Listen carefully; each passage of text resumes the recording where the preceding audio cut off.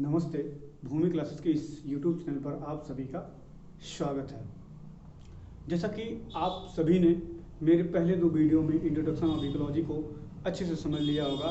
ये मुझे उम्मीद भी है और आशा भी है कि आप इन सभी चीज़ों को अच्छे से पढ़कर भी उनसे सीख रहे होंगे। जैसा कि हमने पिछले दोनों वीडियो में इंट्रोडक्शन ऑफ इकोलॉजी में आपको मैंने समझा दिया था कि किस तरीके से इस इकोलॉजी का फॉर्मेशन हुआ था। ठीक, उस फॉर्मेशन के बाद अब हम इस इकोलॉजी के डिविजन्स के बारे में बात करेंगे कि ये किन 2 भागों में डिवाइड हो जाता है। तो इकोलॉजी जो 2 भागों में डिवाइड होता है वो 2 भाग हैं इसके, autecology and synecology. जैसा कि आप देख पा रहे होंगे अपने स्क्रीन पे कि autecology and synecology, in the sense कि इस नाम से ही क्लियर हो जा रहा है कि जितनी भी चीज़ें हैं वो कहीं ना कहीं एक दूसरे के साथ इंटरैक्ट तो करेंगी, बट किसी पर्टिकुलर एक स्पीसीज या इंडिविजुअल्स के साथ या अपने उसी कम्युनिटी के साथ इंटरैक्ट कर सकती हैं।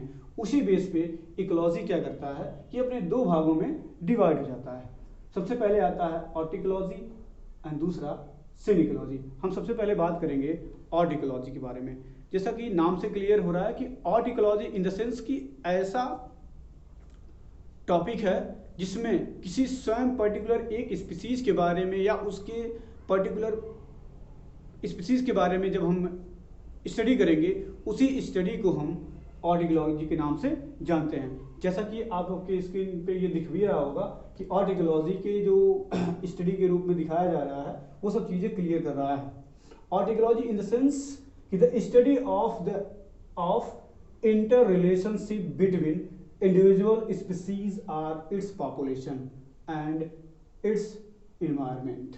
in the sense कि क्लियर हो रहा है इन सब चीज़ों से कि ऑर्ट इकोलॉजी एक इस तरीके का स्टडी है जिसमें inter relationship between individuals species, मतलब एक स्पीसीज दूसरे स्पीसीज के साथ जो रिलेशनशिप बनाता है वही वो उसके पॉपुलेशन के साथ बनाता है या अपने पॉपुलेशन के साथ बनाता है, और जिस इन्वायरमेंट में रहता है उसी इन्वायरमेंट के थ्रू वो अपने सभी स्पीसीज के साथ इंटर रिलेशनशिप क्रिएट करता है, और उसी की स्टडी को हम ऑर्ट इकोलॉजी के नाम से जानते हैं। दूसरा आता है सिन इकोलॉजी। इन द सेंस कि जब आपने ये समझ लिया कि ऑर्ट इकोलॉजी में कोई पर्टिकुलर एक इंडिविजुअल स्पीसीज के बारे में हमको बताया जा रहा है, उसके पॉपुलेशंस के बारे में हमको स्टडी कराई जा रही है, तो सेंस में आना चाहिए कि सिन इकोलॉजी जस्ट उसके डिफर हो सकता है। The study of the relationship of plants and animals making up a natural community. जैसा कि इसके डिफिनेशन से ही क्लियर हो जा रहा है कि हम एक ऐसे कम्युनिटी के बारे में बात करेंगे जिसमें दोनों चीजें पाई जाती हो। इन द सेंस कि प्लांट भी होता है और एनिमल्स भी रहते हैं। ये दोनों मिलकर एक नेचुरल कम्युनिटी का फॉर्मेशन करते हैं जिसमें ये दोनों एक दूसरे के ऊपर निर्भर रहते हुए अपने प्रोसेस को करते रहते हैं। अब कैसे करते रहते हैं, थोड़ा सा एग्जांपल्स में हम बताएंगे कि plants and animals making up, मतलब ये दोनों मिलकर एक नेचुरल इन्वायरमेंट का क्रिएशन करते हैं, और उस नेचुरल इन्वायरमेंट्स में ये रहते हुए दोनों एक दूसरे के पूरक के रूप में भी कहे जा सकते हैं। फॉर एग्जाम्पल के रूप में प्लांट जब फोटोसिंथेसिस करता है, तो जब फोटोसिंथेसिस की प्रोसेस वो करता है उसके लिए रिक्वायरमेंट क्या होती है, उसके लिए रिक्वायरमेंट होती है CO2, H2O एंड लाइट। ये 3 चीजों का रिक्वायरमेंट उसको होता है, जबकि प्लांट के पास अपना खुद का क्लोरोफिल होता है।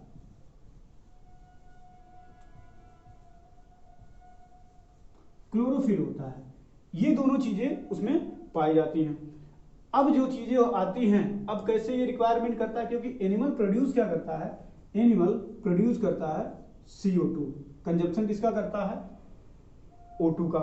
तो कार्बन डाइऑक्साइड जब प्रोड्यूस करेगा तो उस कार्बन डाइऑक्साइड को ये प्लांट्स क्या करता है, अपने क्लोरोफिल के माध्यम से, उसके साथ साथ जल और लाइट की मदद से वो फोटोसिंथेसिस करता है, और उस फोटोसिंथेसिस के बाद जो प्रोडक्ट बनता है उस प्रोडक्ट को ये अपने भोजन के रूप में यूज करता है।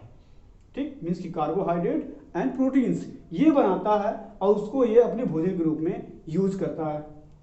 देन एनिमल क्या है कि जब एनिमल का अब जब ये फोटोसिंथेसिस कर चुका है तो इसकी जो ऑक्सीजन की बॉन्डिंग होती है, ये जो ऑक्सीजन बनेगा, ये ऑक्सीजन किसके लिए सर्वाइवर है, वो है एनिमल के लिए। अब एनिमल इसके ऑक्सीजन पे डिपेंड है और प्लांट एनिमल्स के CO2 पे डिपेंड है। इस तरीके से दोनों एक दूसरे के साथ इंटर रिलेट करते रहते हैं, मतलब एक दूसरे के साथ परस्पर प्रक्रियाओं पे प्रक्रिया करते रहते हैं और उसी प्रक्रिया के अनुसार ये अपने लिए एक नेचुरल कम्युनिटी का फॉर्मेशन करते हैं और उसी की स्टडी को हम सिन इकोलॉजी के नाम से जानते हैं। आई थिंक, उम्मीद है कि सभी को ये सब चीज़ें इतनी समझ में आ गई होंगी, लेकिन इससे आगे हम बढ़ने के लिए आप सभी के लिए ये एक गुजारिश यही है कि जितने लोग भी नए हैं वो मेरे पहले इस चैनल को सब्सक्राइब कर लें और लाइक करना तो मत भूलें, और यदि वीडियो पसंद आए तो शेयर करना ना भूलें। धन्यवाद। तो यहीं पर क्या होता है, ये इकोलॉजी का टर्म समाप्त होता है। अब हमको जो नेक्स्ट टॉपिक पढ़नी है वो आता है इकोसिस्टम। इकोसिस्टम इसी का एक पार्ट है जिसके रूप में हम सारी उन चीज़ों के बारे में पढ़ेंगे जहां जो चीज़ें अब तक अंडरस्टूड थी। अब उन चीज़ों के बारे में जब हम आपको बताएंगे तो आपको लगेगा कि हाँ, चीज़ें बहुत ही इजी होती हैं। इकोसिस्टम इन द सेंस कि एक ऐसा तंत्र है जिसमें दो चीज़ें मिलकर इस पूरे तंत्र का फॉर्मेशन करती हैं। दो चीज़ों में इन द सेंस कि एक जैविक घटक होते हैं और दूसरा होता है अजैविक घटक। जैविक और अजैविक के बीच होने वाले परस्पर प्रक्रिया को ही हम क्या कहते हैं, इकोसिस्टम के नाम से जानते हैं। मीन्स कि ये दोनों एक दूसरे के साथ जब परस्पर प्रक्रियाएं करते हैं तो वो अपने एक पर्यावरण या इन्वायरमेंट के थ्रू करते हैं और उसी इन्वायरमेंट की स्टडी को हम इकोसिस्टम्स के नाम से जानते हैं। सबसे पहले आते हैं कि इकोसिस्टम के टर्म को किसने कॉइन किया था। तो इकोसिस्टम एक ग्रीक वर्ड है जिसको सबसे पहले एजी टंसले साहब ने 1935 में दिया था। उन्होंने ये बताया कि इकोसिस्टम जो है एक तरीके का ऐसा इंटरेक्शंस है, उसी इंटरेक्शंस के बेस पे पूरा इकोसिस्टम कार्य करता है। उन्होंने इसके बाद डिफिनेशन के रूप में भी बताया था, लेकिन हम एक आपको बहुत ही सिंपल सा डिफिनेशन बताएंगे जो आपको लगेगा कि हाँ, ये बहुत ही सिंपल हो सकता है। The interactions between abiotic and biotic components and its their environment. मैंने अभी आपको पहले बताया था, इसके पहले भी मैंने उस चीज़ को हिंदी में बताया था, बट यहाँ पे पूरी चीज़ें हैं इंग्लिश में। इंटरेक्शन बिटवीन मतलब बायोटिक एंड एबायोटिक के बीच में जो इंटरेक्शंस होता है उनके द्वारा बनाए गए जो भी इन्वायरमेंट होते हैं, उसी इन्वायरमेंट के साथ ये दोनों एक दूसरे के साथ इंटरेक्शंस करते रहते हैं और उसी इंटरेक्शंस को हम इकोसिस्टम्स के नाम से जानते हैं।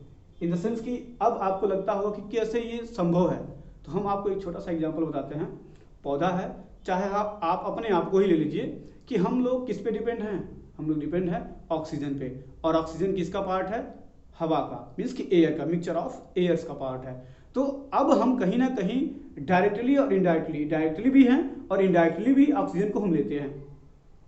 अब डायरेक्टली जब हम ऑक्सीजन को लेते हैं तो उस ऑक्सीजन के साथ जब हम सांस लेते हैं तो वो सांस डायरेक्टली हमारे लंग्स में जाता है और लंग्स के थ्रू जो कार्बन डाइऑक्साइड हमारे शरीर में बनी हुई है वो हम फिर उसको बाहर रिलीज कर देते हैं। तो कहीं ना कहीं एबायोटिक इन द सेंस कि आपके दिमाग में ये चीज़ें आई होंगी कि जो आपका एबायोटिक एयर है, जल है, इन द सेंस कि वाटर, लाइट, सॉइल, ये सभी मिलकर क्या करती हैं, बायोटिक कंपोनेंट्स के थ्रू जुड़ी रहती हैं, जैसे सभी तरीके के green plants and all types of animals. ये सभी लोग मिलकर एक दूसरे के साथ इंटरेक्शंस करते रहते हैं और इसी इंटरेक्शंस के रूप में हम जानते आ रहे हैं और जानते भी हैं कि इकोसिस्टम कहलाता है। तो चीज़ें थी बहुत ही सिंपल वे के साथ हमने आपको पूरी चीज़ें बता दिया था और उम्मीद करता हूं कि आप सभी को समझ में भी आया होगा, और समझ में आया होगा तो कृपया आप लोग कमेंट्स बॉक्स में अपने कमेंट्स को भी ज़रूर दिया करें। धन्यवाद आज की क्लास के लिए।